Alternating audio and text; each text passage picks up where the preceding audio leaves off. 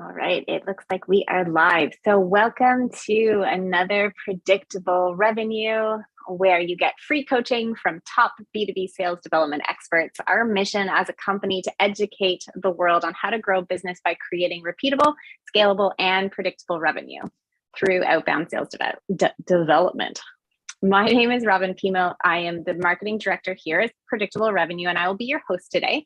I'm chatting live with Drew Williams. P.S. It's his birthday, so everybody wish him a happy birthday in the chat. Drew is the founder of Sales Playbook Builder, and he is drawing on his extensive experience in sales gained over a 17-year long career in the field. He coaches founders, CEOs, owners, partners, and entrepreneurs to build high-performing sales teams and effective sales playbooks. So your calls to action for today is this episode is sponsored by our company. And if you are looking to create predictable revenue at your organization, we can help you grow with business that is tailored expert advice backed by a culture of experimentation and help you ensure that you're using the best outbound sales best practices for your company. So for more information about our coaching and consulting services, there is a link below in the description that you can click to check us out. And if you have any questions or comments throughout this entire live, especially around what you need to build a playbook, then leave them in the chat and I'll make sure that Drew answers them live. And then last but not least, if you are not subscribed to our channel yet, please click the subscribe button so you can get notified for more live streams like this in the future. So in April and May of last year, we brought Drew on for a 4-part workshop. And in the first workshop, we covered how to build your playbook in 4 easy steps. So we'll actually drop a link for that in the chat. If you haven't had a chance to watch it, I would bookmark that, go back and watch it at another time. Obviously, stay here live with us. But those 4 steps are audit, align, assemble, and accelerate. And at the end of the workshop, we'll drop a link to the free ebook that Drew co-authored with us. So stick around to make sure that you get a copy of that. So today we're going to cover the foundations of what you need to have nailed down before you actually sit down to write your playbook. And we're going to chat about 9 items that every sales leader should have nailed down. So I'm going to hand it off to Drew, who's going to take you through these 9 things. So get your pen and paper out so you can take extensive notes and we'll go from there. So Drew, take it away. Cool. Thanks, Robin. Super excited to be here. Happy Friday, everybody. Hope you all have a great weekend when it does come. Yes, it is my birthday, and I wouldn't be spending it anywhere else other than just hanging it with all of you and the Predictable Revenue team, helping you all build repeatable, scalable sales systems and processes and teams. So super pumped to be here. I'm going to share my screen and we can get into this. If you don't know me, one of my favorite things to do ever is cook. My favorite hobbies, like a passion. So I was thinking of these, like, okay, what are the 9 elements we need to put into our sales playbook, or at least have them ready when we go to build out our sales playbook? And I thought, okay, it's like a recipe, right? We need the ingredients list before we actually go out and actually make something, which is going to be our sales playbook.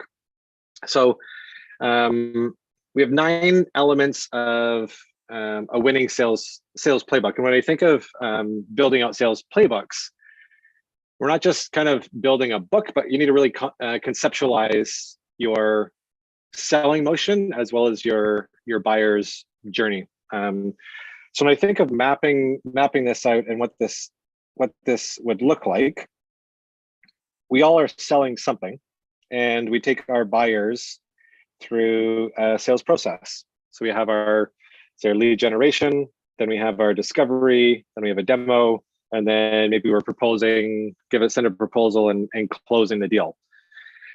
You might have a few more steps, you might have a few less steps, but nevertheless, let's say that this is a fairly simple sales process from start to finish. So when I think of the elements we need in a sales playbook to reflect this sales process, what I would do right away is, before we even get started, before we think of the sales process, is a couple of things. And these are fairly easy. You probably have these elements built out on your website or as part of some sort of onboarding document for new employees, or documented somewhere in your LMS or company wiki. So first thing you're going to want to have is this company profile. So this is really just everything to do with your company, how it started, what you're all about, who you serve, products and pricing, that sort of thing. Pretty simple stuff. But I would say what's super important and what would really help your sales reps when you bring them on is including this company profile. If you're a founder, an entrepreneur, you're starting a business and you're looking at bringing on a couple sales reps, is including your founder story. And I like to call it the origin story. If you think of superheroes, right? They always have this origin story that hooks you into who they are, and that's why you buy into their story and you want to watch the rest of the movie. And if you're a founder and an entrepreneur, there's a reason why you decided to drop everything and start this business. And finding people who are on board with that origin story and putting that origin story out into the public is a great way to attract the type of people you want to build and scale your sales team. And Robin, let me know if there's any questions in the chat or any comments, or if you have anything as we go along here. So I would ask you, in terms of the company overview and founder story, like how much information is too much information? Do people care if the company started in 2012 versus 2015? So I like to think of it as, when I think of the origin story, one of the best examples is I was working for this company called Story Park. It's a SaaS company that serves early childhood education. Schools and daycares and nurseries. They're based out of New Zealand. And when I worked with them, the founder had an amazing origin story of the organization. And he told it to me many times. I heard him share it with prospects and customers and meetings. And so if you're able to, let's say, if you're documenting all of that in your playbook, that's great. But what you want your sales reps to be able to do is extract that information and tell it in a concise way and tell a story. So if you have enough information that you can really just say, here's how the company started, here's why they're doing this, here's the end game, here's what they want to accomplish, that's really what you want to get out of the company profile. Awesome. Cool. So that's number one. Number two is your value prop. So this is really positioning in terms of what your solution is and how you support and serve your customers, and what value, what sort of different solution are you bringing to the table that wasn't there before, or how are you changing the way that somebody's doing something that they were just doing in a manual process before. So putting that value prop in there. And number three is, while you're writing that out, in some sort of in terms of value proposition, is there any like number? Like, is it one unique value proposition, 2, 3, and then how many is too many? Yeah, so I mean, it depends on what you're selling and who you sell to.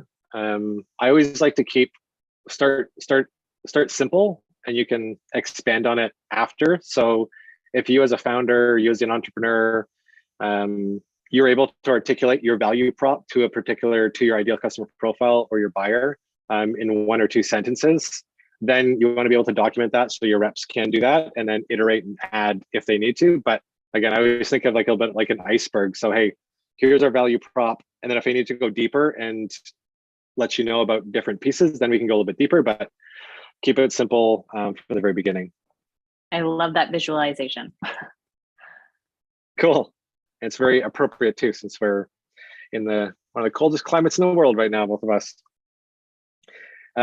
Cool. And then, the last piece for beginning, before we get into the sales process and those elements, is competitive information. So this doesn't have to be too detailed, but just so that your reps are aware of what sort of competition is out there, maybe a quick little SWOT analysis or a couple battle cards of just like, here's the competition, here's where we win, and here's where we, let's say, lose. So we know, okay, if we're going against competitor number one, here's the different points where we can win. And then if they want these features or this solution, this is where we might lose the deal, and maybe they're just not a right fit for us.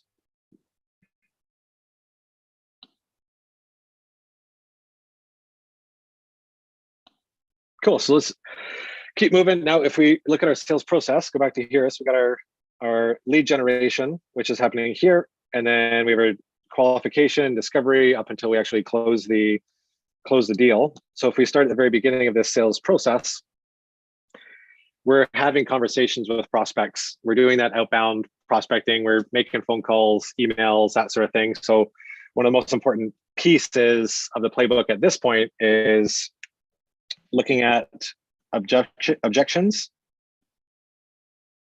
So common objections, and how do we handle them? So you as a founder, as the owner of the business or the sales leader, you have a ton of experience working with your customers and talking with them. And so you know the questions that come up. And so that needs to be documented and put into a playbook, because the quicker you can arm your reps with those answers to those common objections, the quicker they're going to be able to just move on to a sales conversation and get over those common objections. So listing those out, giving clear ways of handling it, and maybe even sometimes I see a flow chart. So if here's an objection number one, you can handle it this way, or you can handle it this way, depending if they're this type of ideal customer profile or not.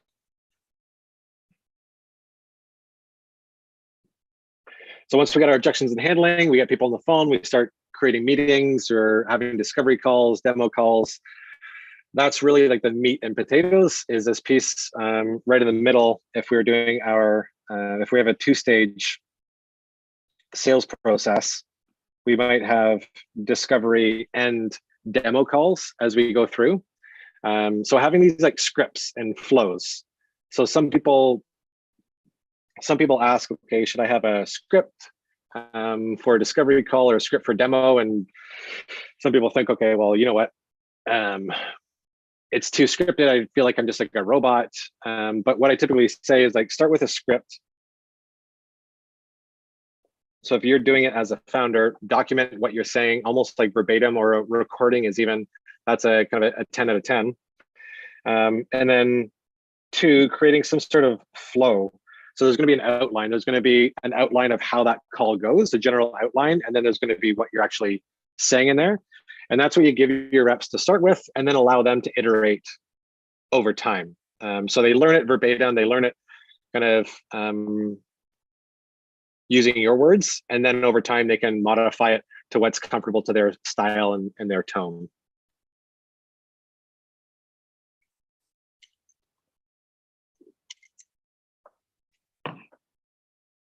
Moving along the sales process, we did a great discovery call, great demo. Now they're all jazzed up. They want to start buying, but they need to see something, kind of see how it works. So that's when we look at a presentation decks. I'll just put decks here. So this could be presentations, could be keynote, could be a demo environment, let's say. But these are the resources that your sellers are using in sales conversations to help move those prospects to the next stage. You'll see here some people call it, let's say, collateral, sales collateral, or even enablement resources. That's everything from case studies, PDFs, links to content that the marketing team is creating. Is that correct? Yeah, exactly. Kind of anything that would help, because we look at this, we have our sales process, right? We're taking our prospects through, but it's also important to think of what are our buyers doing. So in parallel, we're taking our buyers and our prospects through a sales process, but they're also going through their own process in between, right? So they might raise their hand, they saw a lead magnet, they downloaded it, now they're going to have a conversation with the salesperson. Well, in between this, they might be doing their own research and researching other competitors. And then once they have a discovery call with you, then after that, they might be talking to their colleagues and talking to other people and looking at reviews. So there's a buying process that happens behind the scenes of your sales process. And we want to make sure that we're always thinking of ways that we can empower our buyers to help sell internally, whether they're buying it themselves or buying it in a committee. So that could be part of the presentation deck. And to your point, Robin, could be any sort of sales enablement resource, whether it's a PDF, an ROI calculator, a presentation that you actually give them to sell internally to a couple other different stakeholders within the company.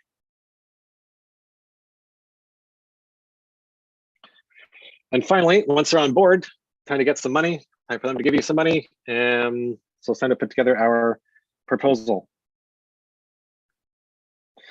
And it's funny, like when we break these down, it may seem simple, but I can tell you from experience, one of my first jobs in SaaS as a seller, we had our it was myself, the founder, and a customer success person working in an office in downtown Toronto, and we're in there, we're all at the table and have our CRM set up. So I'm just making cold calls. So making cold calls to our buyers, and somebody picks up. They happen to have 20 minutes. So we just got right into a demo right on that call. We did a little qualification, they got it right into the demo. And at the end of the demo, they said to me, great, like we want to sign up. How do we get started? And I was like, let me call you back.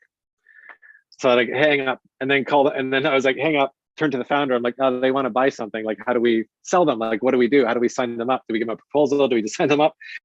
And it was kind of this moment where the founder realized that, okay, we almost thought of everything. We had our compensation, we have our reps, we have our desks, we have our computers, we have our sales process, we have like our CRM set up, but like we kind of forgot this point where if someone wants to buy it, how do we get them signed up? So whether it's a proposal, sign up,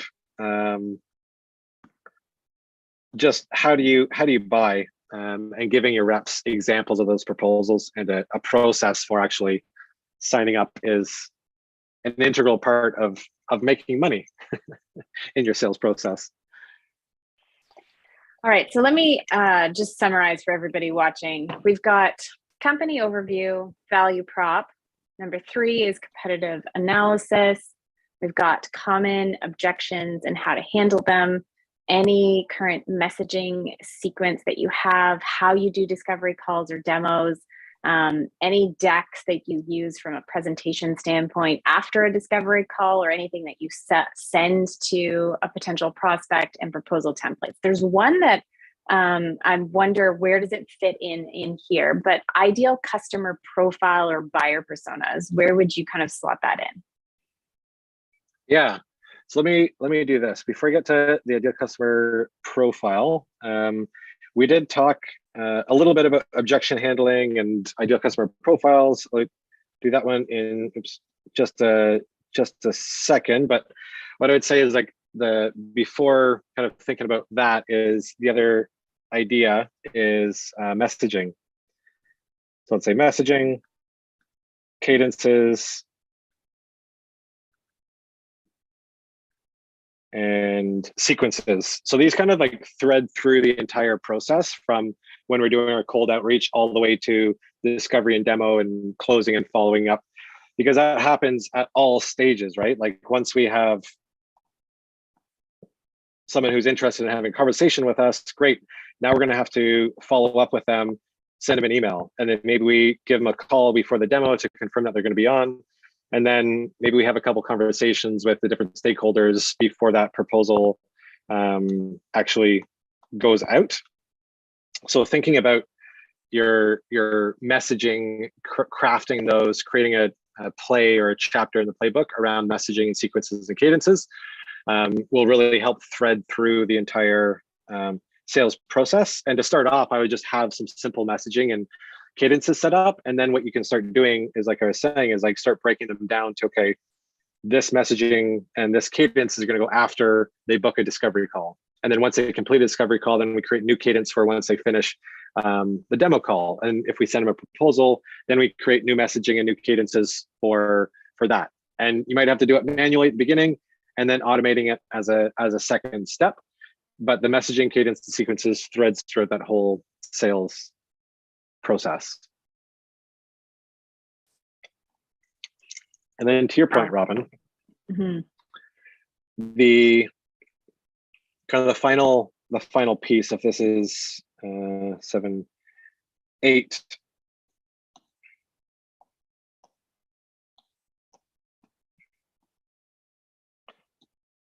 And I think this is arguably the most important piece of your sales playbook. And when I think of creating sales playbooks, it's really creating customer-centric sales playbooks, because we can have the best sales process and the best product and the best everything, but if we're not speaking to our customers and empathizing with them and taking them through a process that works for them, we're not going to move very fast, and we're not really going to have a repeatable process, and we're not going to be able to scale. So what kind of sits on top of all of this is our ideal customer profile. And sometimes people so if we have our ideal customer profile as like a target segment or industry, and then underneath that, getting a little bit more granular, is our buyer personas. Now, this could probably be an entire live stream, but give us one tip for how you would help people say, like, you have your ideal customer profiles, but outbound ideal customer profiles and buyer personas are sometimes a little bit more niche down. So would you say during this part, like, compile all of your ICPs, but also work on niching down to what your outbound ICP is going to be? Yeah. So when I think of like ideal customer profiles and buyer personas, if we go back to that visual of the iceberg, let's say, and we have most companies and most founders, entrepreneurs, really just focus on this top piece of the iceberg, which is okay, they're in this industry and in this geography and maybe this dollars in revenue. And that could be like hundreds or even thousands of different companies. But as we get deeper, it's important when we're niching down is to get a little bit deeper. And as we go a little bit deeper into under the water, then we find out, okay, well, who in the organization are we targeting for that outbound? Are we targeting the CEO? Are we targeting the head of HR? Are we targeting a sales general manager? Are we targeting the sales team in order to influence the manager, in order to influence the VP, in order to finally get to the CEO? So who is it? And then we start looking at these professional pain points, business pain points, technical pain points, and then even deeper, now we start looking at personal pain points as we get deeper and deeper. There's a lot, like you said, you could probably do another live stream about ideal customer profiles, but you're right, as we're doing this, it's really important to be super clear on who we're talking to and how we're talking to them. And that's why the ideal customer profile doesn't just sit on kind of in one of these spaces. It really goes throughout the entire sales process.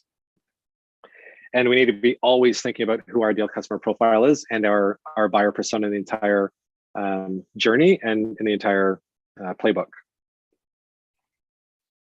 Awesome. I love that when we were sitting down to plan this talk out, we said we only came up with 9, but really you gave us 10. Like we've put in the chat, number 10 is the buying process. I know you've put it underneath proposal, but I think that's so valuable. So we plan to have 9 things you need before writing a playbook, but we eventually got to 10. So I appreciate the bonus that you gave our audience. I'm very, very generous. So 9 plus 1. What's that? So we'll let Drew kind of close the presentation out. We'll take any questions. So if you have any questions, pop them into the chat and we'll make sure Drew answers them. Also, Drew, as you're ending, anything lastly that you want to say, and how can people get in touch with you? Yeah, I think next step. So if you have these, like what I would do is literally just go back, make a Google Doc, put 1, 2, 3, 4, 5, 6, 7, 8, 9 as headers, and put in this information. Just start that as like the beginning of your sales playbook, and it's a good foundation to start with. And then I think you said you're going to drop the link to the ebook, and there's also like a video series there too. So if you want to be building your sales playbook on your own and give it your first try to go and do that, those are 2 easy steps to get started. And then for me, you can connect with me on LinkedIn. You can also reach out to me. My email is just drew@salesplaybookbuilder.com. I'll put that in the chat. Yeah, so and really what I do is just help you move faster to like build a playbook. So we build playbooks for founders and entrepreneurs. That's what we do every day, all day, and we absolutely love it. And because we've done it a lot of times, we have a great process to kind of streamline it so that you can get to the finished product sooner than doing it yourself, but definitely give it a stab yourself. For sure. So as he mentioned, there's the video series that's already up on our YouTube. So if you go back to videos, you'll see there's a series of 4. You'll see Drew's beautiful face on the thumbnail. So you should be able to find them. But we're going to drop a link in the chat to the free ebook that Drew co-authored with us. So it's called Build a Repeatable, Scalable Sales Culture from Scratch. And you'll find sales playbook cheat sheets that you can use for your business within the ebook. So Vero, who is managing our chat, has already dropped in the link so you can find it. She's going to drop in Drew's email as well, but your LinkedIn is there. So thank you so much for this. It was great 30 minutes of tangible advice that a sales leader can use to build their playbook. So we appreciate you hanging out with us on your birthday.